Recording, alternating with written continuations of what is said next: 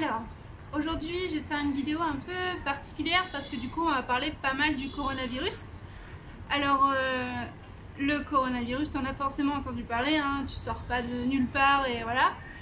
Ce qu'il y a, c'est que, à mon avis, tu l'as vécu en France, pour la plupart en tout cas. Et nous, au moment où c'est arrivé, au moment où en tout cas on en a entendu parler, on était déjà en Asie. Donc c'est assez particulier comme ambiance quand tu es en Asie en tout cas. Et on a vu un peu la progression. Alors je vais t'en parler de notre propre expérience à nous, de ce qui nous est arrivé, sachant que c'est pas non plus ce qui arrive à tout le monde. Mais ça peut être un espèce de support pour toi qui par exemple a envie de voyager ou veut venir au Vietnam bientôt. Bon, même si là il commence à fermer les frontières, donc ça va être un peu compliqué. Et même si tu es dans ton canapé en France, et ben je pense que tu peux essayer de t'imaginer ce qu'on a pu ressentir nous en tant que Français voyageurs. Je vais te demander aussi d'être bienveillant dans notre façon de voyager, c'est-à-dire que j'ai entendu beaucoup de choses comme quoi il fallait pas voyager parce qu'il y avait le virus en ce moment et qu'il fallait vite rentrer. Nous on pense que bon, c'est un peu compliqué. Des fois on se dit qu'on va rentrer, des fois on se dit qu'en fait c'est pas aussi simple et que parfois c'est plus galère de rentrer. On est au Vietnam là, donc dans un pays qui ne craint pas grand chose, moins que la France, donc on est plutôt en sécurité, je dirais. Donc on a prévu pour l'instant, on va au jour le jour en fait pour l'instant, et on a prévu pour l'instant de continuer ce voyage. Et j'espère que tu ne seras pas trop méchant avec nous à ce niveau-là. Voilà, c'était juste pour la petite partie. Respecte notre choix, voilà, c'est tout. Thaïlande. En Thaïlande, on en avait entendu un petit peu parler avant le Nouvel An chinois et on s'inquiétait, mais pas plus que ça, je t'avoue. Parce que c'était un truc, moi je pensais que ça ressemblait un petit peu à la grippe aviaire ou quelque chose dans le genre. Et ça nous inquiétait pas trop. On regardait quand même les infos à peu près tous les jours. Mais voilà, après nous, le Nouvel An chinois en Thaïlande, ça s'est passé tranquillement. Surtout qu'en Thaïlande, il n'y avait aucune inquiétude à avoir. En fait, personne ne porte le masque. Tout le monde t'accueille à bras ouverts, les Thaïlandais étaient très gentils, faire du stop en Thaïlande, il n'y avait aucun problème avec ça, vraiment tout roulait quoi, vraiment il n'y avait aucun souci. Alors par contre, notre famille évidemment s'est inquiétée, nos amis aussi nous ont demandé comment ça allait pour nous. Alors nous on les a rassurés en disant ne vous inquiétez pas, de toute façon on va passer à peu près une semaine, 10 jours sur une île tranquille. Ce qu'il y a, c'est qu'au moment où on s'apprête à aller sur cette île, on rencontre un autre couple avec qui on sympathise et avec qui on va sur cette île. Et en fait, ce couple, il y avait une chinoise et l'autre, il était américain, je crois. Et tous les deux, ils vivaient en Chine à la base. Et ils vivaient juste à côté de la ville où ça a commencé en Chine. Wuhan, ouais, c'était ça. Et donc ils habitent juste à côté et en fait ils sont partis en avion pile avant que leur ville, là où ils habitent, soit mise en quarantaine. Donc du coup nous on était un peu genre merde, on n'est pas tombé sur les bonnes personnes. Ah, ils étaient vachement sympas hein, mais bon. Du coup après ça, Tristan et moi on leur disait bonjour mais on parle comme ça tu vois. C'était un peu, ça craignait un peu de faire ça, franchement c'était presque la discrimination. Mais on savait pas trop comment être et bon heureusement ils n'étaient pas dans le même hôtel que nous, donc du coup on les a croisés très peu de fois, mais comme on est sur une île, on les a quand même recroisés, mais voilà, très cordial et assez loin de ces gens. C'est vrai que sur le coup on s'en est voulu après, on s'est dit mais merde, qu'est-ce qu'on fait là, on est en train de les discriminer comme à Paris par exemple où on discrimine les Chinois, on les regarde mauvais et tout. Donc on se sentait un peu mal vis-à-vis de ça, mais on ne savait pas trop comment réagir. Après, donc on est passé au Cambodge après ça. Et donc là déjà ça a commencé à être différent. Parce qu'au Cambodge, donc il y avait des gens qui prenaient notre température avant de passer la frontière. Alors nous on avait lu plein de trucs sur internet comme quoi justement ils prenaient la température mais qu'ils demandaient des sous et que c'était une arnaque. Alors quand on a vu ça, on a foncé en fait, on a dit non, non, non, on n'en veut pas, on n'en veut pas. Et c'est quand on a vu une nana militaire qui est sortie et qui nous a dit non, non, vous le faites, on s'est dit ok, on le fait, tu vois. Et là, on a compris, en fait, ils nous ont expliqué que c'était pour le coronavirus et tout, donc c'était pas une arnaque cette fois-ci.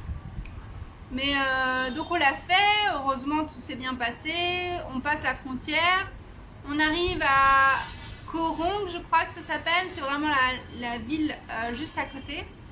Et donc là-bas, il se passe un truc. En fait, on trouve l'hôtel, super, on sort pour bouffer et donc il fait nuit. Et là, il y a une chinoise qui nous arrête et qui commence à nous parler. Donc nous, on est contents parce qu'on vient de changer de pays, tout ça, on est tout excités. Et donc on parle avec elle. Et il se trouve que cette nana, c'était à moitié une terroriste chinoise, je dirais. Parce qu'elle voulait tuer tous les Anglais, parce qu'elle pense que c'est les Anglais qui ont ramené le coronavirus en Chine, et du coup elle voulait tous les tuer, et elle trouvait ça tout à fait normal, et elle nous disait ça avec le sourire. Et tu vois, dans ces cas-là, quand tu es face à ce genre de personnes, il faut juste l'écouter le mieux possible, et malheureusement acquiescer et partir, quoi, tu vois, enfin, c'était très difficile de discuter avec cette personne-là, donc du coup on était vachement surpris. Déjà Tristan, il était pas sûr de comprendre tellement ça lui paraissait complètement fou qu'elle veuille nous dire ça. Et donc du coup, moi je comprenais bien, tu vois, et j'étais là, mais c'est dingue cette meuf. Et en plus, elle a dit, moi je dis aux gens de tuer les Anglais, mais ils comprennent pas. Eux, ils vont tuer les Américains, mais c'est pas les Américains qu'il faut tuer, c'est vraiment les Anglais. Et t'es là, quoi? Et elle te dit vraiment avec le sourire, genre, il faut juste leur couper la tête, non? Après cette rencontre un peu bizarre, donc on va à Phnom Penh pour y aller, on fait du stop. Et donc, en stop, le gars commence à nous parler, donc c'était bien parce qu'il parlait en anglais. Et donc, il nous dit que le président actuel au Cambodge, il minimise un peu la situation et ça lui fait peur. Genre, il nous dit que, par exemple, il dit à tous les Cambodgiens qu'ils n'ont rien à craindre parce que au-dessus de 20 degrés, eh ben, le virus meurt. Donc, du coup, puisque au Cambodge, il fait plus de 20 degrés, tout va bien. Il leur a dit aussi que puisque le Premier ministre n'avait rien, tout allait bien pour tout le monde. Que des trucs comme ça. Donc, du coup, il était très inquiet pour son pays. Et il y a même un ami à lui qui lui a conseillé de mettre un masque vu qu'il nous prenait en stop, par exemple. Donc c'est là qu'on a commencé à voir que ça a commencé à changer de discours déjà par rapport à la Thaïlande, qui la Thaïlande, elle, ne voyait pas trop le problème. Donc au Cambodge, à part ça, mais après voilà, à part ça, il n'y a pas eu vraiment de moment. Il y a eu un moment où on a été voir une ethnie, les Bunong, et les Bunong qui sont pourtant assez reculés en fait de la mondialisation. Ils nous ont parlé du coronavirus, mais tu vois, en rigolant quoi, il n'y avait pas de souci, personne ne portait un masque, ça il faut bien le noter, vraiment quasiment personne, et tu pouvais aller n'importe où, tu étais libre, on n'a eu aucun souci pour se déplacer, tout allait bien. Et là on était donc en février, et quand on était en Thaïlande, on était fin janvier. Donc on arrive début mars, on arrive au Vietnam, et là les choses commencent à se compliquer, en tout cas pour le Vietnam et le virus. Les gens sont un peu plus à cran, on dirait. On arrive et donc on check notre température comme on l'avait fait au Cambodge, donc ça il n'y a pas de souci, mais on voit tout de suite qu'ils portent tous des masques. Ils nous donnent tout de suite un prospectus pour le coronavirus. Il y a des affiches partout pour le coronavirus. Même d'ailleurs dans toutes les villes, hein, pour l'instant on est resté que dans le nord, mais que dans le sud pardon, du pays, mais partout on voit des affiches accrochées à propos de ça, des recommandations. Donc là on commence à sentir un peu l'ambiance un peu chelou, mais ça passe. Et donc on arrive à Ho Chi Minh qui est une grande ville quand même. Donc là on le ressent pas trop, tout va bien, peu de gens portent des masques, beaucoup de blancs partout, ça se passe. Et là, donc, on se dit qu'on veut aller voir le delta du Mekong. C'était ce qu'on s'était dit. Donc, on va un peu plus vers le sud du Vietnam. Sauf que c'est une partie un peu plus rurale. Et donc, je pense que du coup, la panique est plus visible. Donc, la première ville qu'on fait, c'est Can Tho.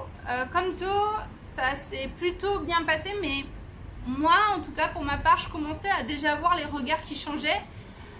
Genre les familles qui cachent leurs enfants, enfin qui les mettent de côté, ou le fait que parfois on regarde avec le sourire et parfois pas du tout, mais vraiment limite on tourne la tête.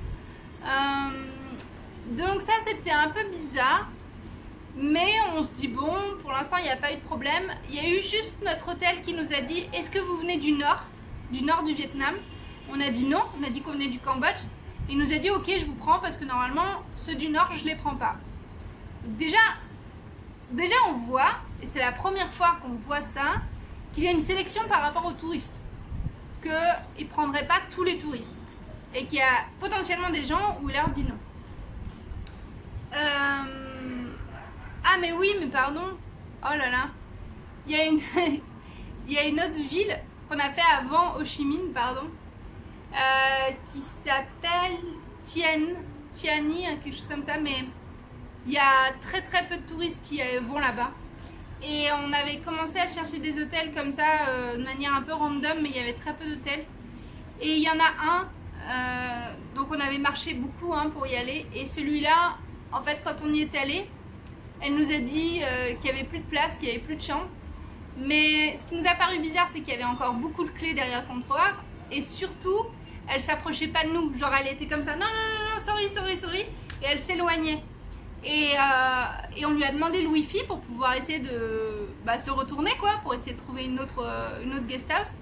Et elle n'a pas voulu nous le donner, elle nous a donné un faux numéro, enfin un faux code.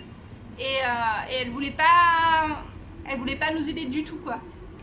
Et je pense qu'elle avait peur qu'on réserve parce qu'apparemment, de ce que j'ai compris, c'est que dans cet hôtel, même si tu réservais sur Booking, tu te faisais refouler. Donc après, je sais pas ce qui se passe. Si tu réserves et est-ce que Booking te rembourse ou pas.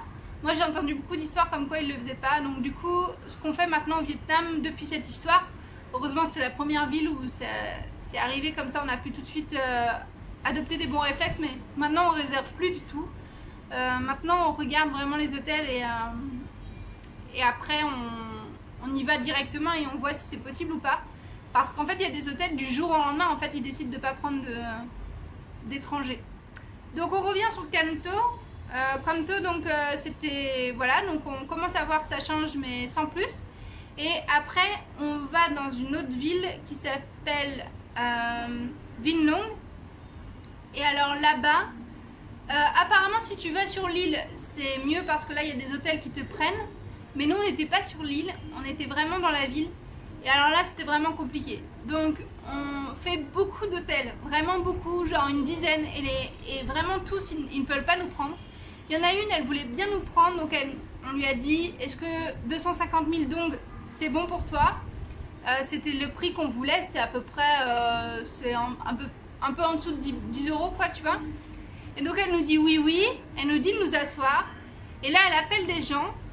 Et là il y a donc 3 militaires et 2 médecins qui arrivent en masque avec des gants qui viennent nous voir et qui nous posent tout un tas de questions, savoir quand est-ce qu'on a été dans tel pays, comment, est-ce qu'on a pris l'avion.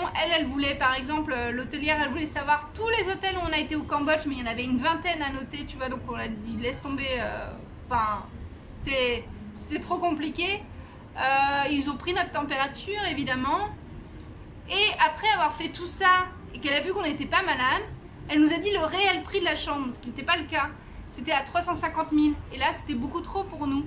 Donc moi je pense en tout cas qu'elle nous a un peu menti pour pouvoir prendre notre température et être sûre qu'on ne contaminait pas son hôtel. Mais bon, le problème c'est que à ce moment-là on n'avait encore rien réservé et une fois que tout ça s'était passé, et ça s'est pas passé en 10 minutes.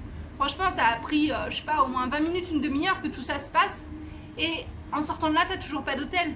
Donc c'est vraiment complexe, quoi. Et donc après, on en a finalement trouvé un, en tout cas c'était un qu'on avait vu et on y est retourné plus tard. Mais c'était je dirais que c'était la pire erreur de notre vie, enfin de notre voyage, mais pourtant on ne pouvait pas savoir ce qui allait se passer. Donc ce qui s'est passé, c'est qu'on a dormi là-bas et cette hôtelière était complètement tarée, on peut pas dire autrement, elle était vraiment folle. Et déjà elle voulait garder nos passeports, mais ça apparemment ça arrive beaucoup au Vietnam, mais ça il faut pas que tu laisses faire parce que justement quand beaucoup de gens sont pris en quarantaine par exemple, on leur prend leur passeport et je pense que ça c'est une mauvaise idée. Donc nous on voulait surtout pas qu'on prenne notre passeport et donc on lui a pas laissé, mais on lui a laissé les photocopies. Et puis surtout ce qui s'est passé, c'est que le lendemain matin à 9 h, elle est rentrée dans la chambre, mais sans frapper ni rien, genre elle est juste rentrée. Et nous on était encore au lit, tu vois, donc et ça l'a pas arrêté du tout. Elle s'est pas arrêtée devant la porte, elle est rentrée, elle a commencé à fouiller notre chambre pour trouver les passeports, en nous disant passeport, passeport, passeport. Et alors là on n'a pas compris ce qui se passait, on était mais complètement choqués en fait. Et donc Tristan il est sorti et il est sorti du lit en calbute, tu vois, et il est allé lui dire de dégager. Mais même en faisant ça, elle partait pas, tu vois. Donc il a un peu poussé dehors. Et donc à ce moment-là, on se dit bon ok, on s'habille, on prend nos passeports, on descend. Et donc comme on s'en doutait, c'était les militaires qui allaient venir comme l'autre fois en fait, exactement la même chose. Les militaires, les infirmiers et tout qui viennent pour voir, pour checker notre température, pour nous reposer les mêmes questions et tout. Et sauf que elle avait pas dû nous déclarer comme quoi on était venu la veille, parce qu'elle voulait qu'on mente. Elle voulait qu'on dise qu'on n'était pas venu la veille et qu'on avait erré toute la nuit et tout dans la ville. Elle voulait nous donner 300 000 dong pour mentir aux militaires. Nous on a refusé, on a dit qu'on dirait la vérité quoi qu'il arrive. Il se trouve qu'on nous a rien demandé et je pense qu'ils ont demandé à elle et qu'elle a menti pour le coup. Mais nous, on nous a rien demandé du tout, donc à partir du moment où on ne demande pas, on répond pas, tu vois. Mais c'était vraiment tellement chelou et tellement dans la psychose, quoi. Et donc, au Vietnam, surtout dans cette partie, dans cette région-là du sud, là, tout le monde par contre porte des masques cette fois-ci. Et alors là, on commence à donc te refuser des hôtels, ok, tu vois. Ok, et encore, tu vois, c'est hyper compliqué. Mais le truc, c'est que dès que tu vas voir les gens, même si tu demandes un renseignement ou quoi, limite, ils tournent la tête, tu vois. Enfin, ils te fuient presque du regard, de tout. Alors que d'habitude, et on a goûté un petit peu à ça avant, mais d'habitude, les Vietnamiens, ils sont hyper accueillants, hyper gentils, ils viennent te voir, ils viennent t'aider. Et là, ils ont tendance à faire du chacun pour soi, et voilà. Ça fait un peu bizarre d'être tout d'un coup, d'aller pestiférer, alors que jusqu'ici, on avait été vachement accueillis et vachement bien... ouais, bah en fait on n'était jamais allé en fait dans un pays aussi hostile envers les étrangers. Et c'est pas le pays en fait, c'est vraiment la crise, c'est vraiment la panique, c'est parce qu'ils ont peur. Mais du coup ça fait trop bizarre, ça fait que vraiment notre regard change par rapport à ce qui s'est passé. Et donc après ça, après Vinh Long, on a vraiment hâte de partir parce que du coup cette femme, elle est revenue après hein, dans notre chambre, elle a refait le coup à 21 h le lendemain.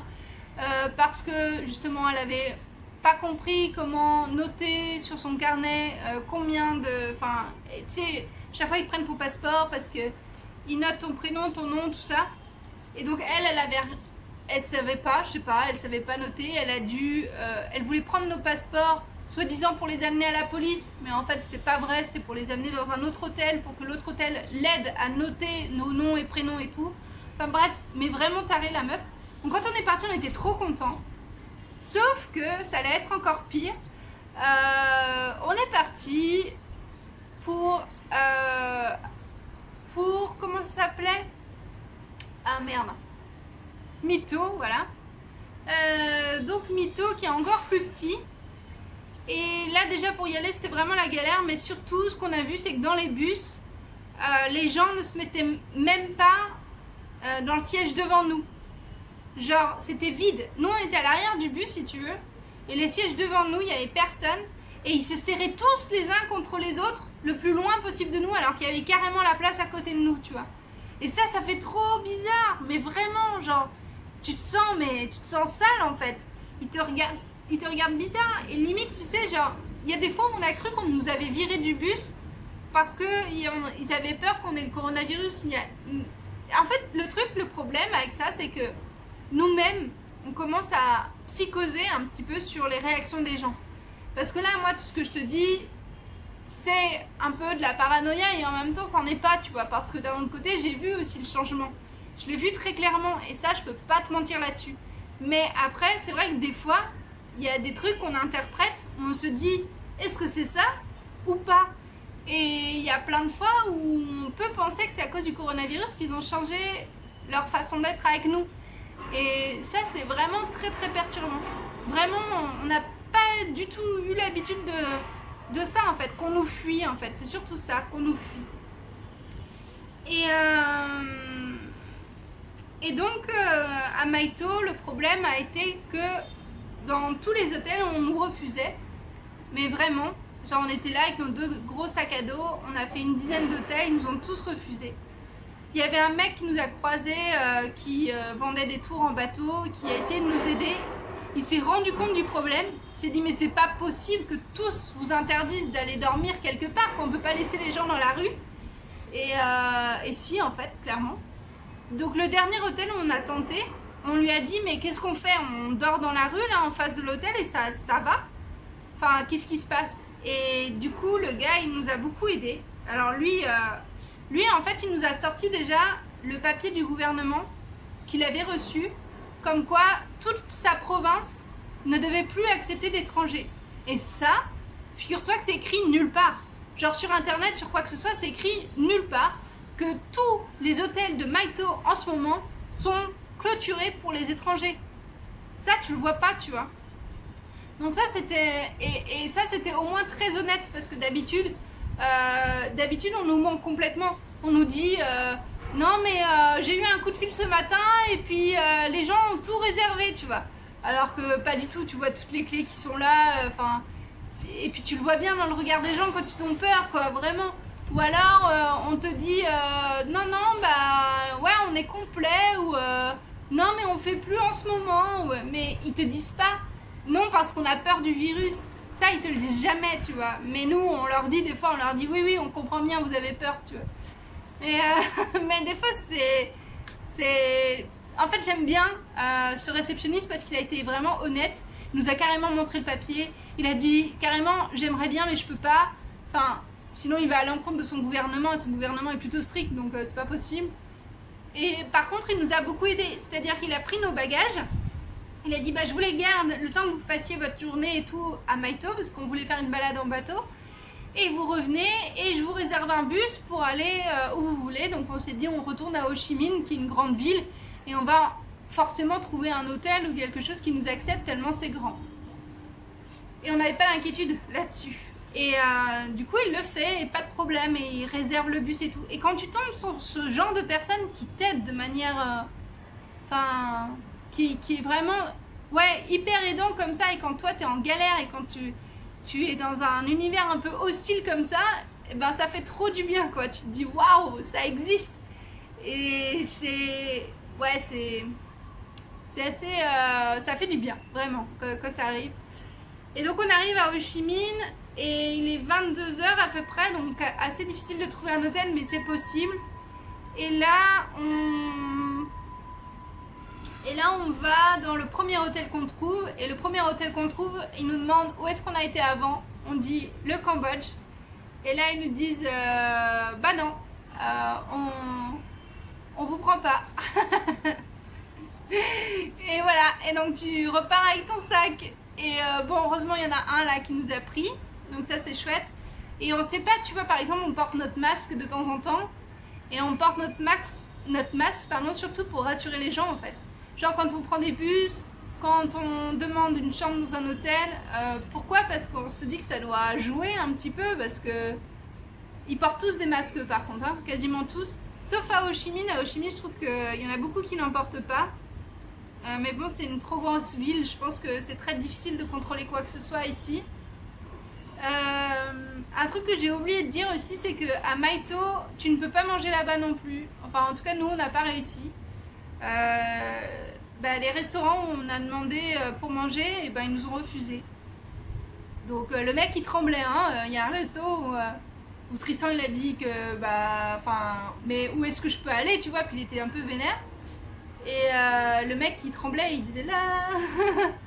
Mais pourtant on n'était pas très agressif, tu vois, mais moi je pense qu'ils sont pas préparés à ça non plus, tu vois, de devoir refuser des clients, de devoir dire non, on peut pas vous prendre. Je pense que pour eux aussi c'est galère, et je pense que eux aussi ça les met dans une situation très inconfortable.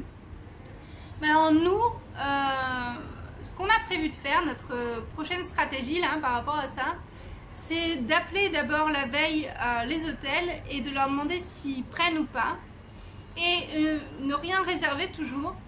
Et une fois qu'on a appelé, s'il nous dit oui, on y va, et puis avec nos sacs à dos, et on y va.